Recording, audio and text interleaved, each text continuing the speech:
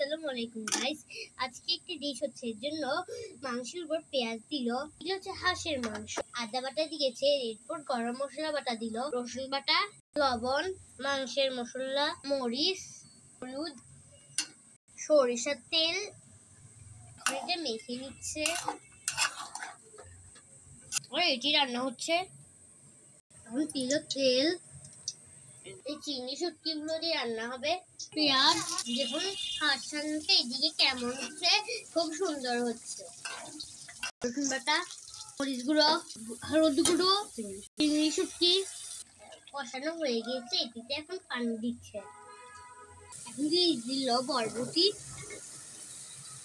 লাড়া দিচ্ছে বরবটি গুলো। এখন একটু গরম পানি দিল। এই দেখুন, হাঁসের তরকারিটা মনে হয় হয়ে গিয়েছে। এই দেখুন, হয়ে গিয়েছে বরবটির তরকারিটি।